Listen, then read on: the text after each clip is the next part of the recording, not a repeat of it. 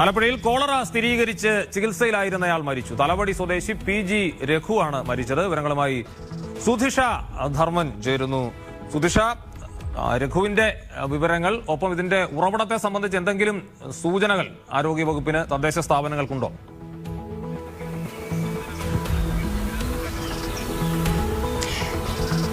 അബ്ജോദ്, ഏതാനും ദിവസങ്ങൾക്ക് മുൻപാണ് രഘുവിന് കലശലായിട്ടുള്ള വയറുവേദനയും ഛർദിയും ഒക്കെ ഉണ്ടാകുന്നത്. അങ്ങനെയാണ് തിരുവല്ലയിലെ സ്വകാര്യ ആശുപത്രിയിൽ ചികിത്സ തേടുന്നത്. ഇവിടെ ചികിത്സയിലിരിക്കെയാണ് കോളറയുടെ ലക്ഷണങ്ങളാണ് എന്ന് സ്ഥിരീകരിക്കുന്നതും പിന്നീട് പരിശോധന നടത്തുന്നതും. ഇതിൽ കോളറ സ്ഥിരീകരിക്കുകയും ചെയ്ത് തുടർന്ന് കഴിഞ്ഞ ദിവസങ്ങളിലൊക്കെയും ഇദ്ദേഹം വെന്റിലേറ്ററിലായിരുന്നു ഉണ്ടായിരുന്നത്. തുടർന്ന് ഇന്നലെ രാത്രി ഏതാണ്ട് പുലർച്ചെ ഒക്കെ 1:30 ആകുമ്പോഴേക്കും മരണം സ്ഥിരീകരിച്ചു എന്നുള്ളതാണ് ആശുപത്രി അധികൃതർ അറിയിക്കുന്നത്.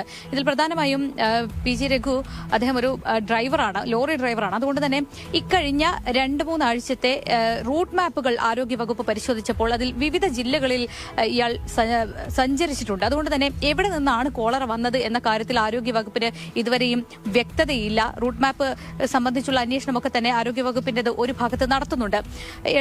തലവടി ഭാഗം കേന്ദ്രീകരിച്ചുകൊണ്ടുള്ള അന്വേഷണവും നടക്കുന്നുണ്ട്.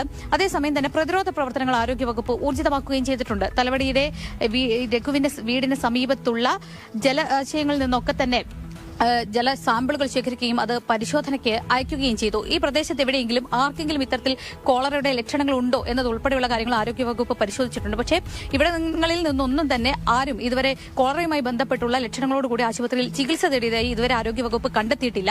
അതുകൊണ്ട് പ്രദേശത്ത് നിന്ന് തന്നെയാണ് ഈ കോളറ ബാധ ഉണ്ടായിട്ടുള്ളത് എന്ന കാര്യം ഇതുവരെ ആരോഗ്യവകുപ്പ് സ്ഥിരീകരിച്ചിട്ടില്ല. മറ്റെവിടെയെങ്കിലും നിന്നാകാം എന്നുള്ളതാണ് ആരോഗ്യവകുപ്പിന്റെ ഒരു പ്രാഥമിക നിഗമനം. ഏതായാലും മരണം സ്ഥിരീകരിച്ചു. ഇന്ന് രാവിലെ ഇപ്പോൾ സ്വകാര്യ ആശുപത്രിയുടെ മോർച്ചറിയിലാണ് രഘുവിന് മൃതദേഹമുള്ളത്. 9 മണിയോടുകൂടി വളരെ കഷ്ടപ്പെട്ട് പടിക്ക് അപ്പുറത്ത് നിർത്താൻ ശ്രമിക്കുന്ന ഒരു രോഗബാധയാണ്. ഉറവിടം കണ്ടെത്തട്ടെ, വേണ്ട പ്രതിരോധ നടപടികൾ സ്വീകരിക്കട്ടെ. നമുക്ക് ഇതിന്റെ ഒരു ചരിത്രം, സമകാല ചരിത്രം നോക്കിയാൽ കേരളത്തിൽ ഈ വർഷം റിപ്പോർട്ട് ചെയ്യുന്ന 2ാമത്തെ കോളറ മരണമാണിത്. കഴിഞ്ഞ മാസം തലസ്ഥാനത്ത് ഒരാൾ മരിച്ചിരുന്നു. ഇദ്ദേഹവും കേരളത്തിന് പുറത്ത് യാത്ര ചെയ്തിരുന്ന ആളാണ്.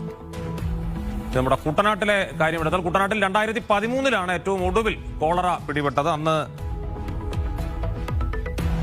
10 പേർക്ക് രോഗബാധ ഉണ്ടായി. 2002 കുട്ടനാട്ടിൽ കോളറ പടർന്നിരുന്നു, മരണങ്ങളും ഉണ്ടായി.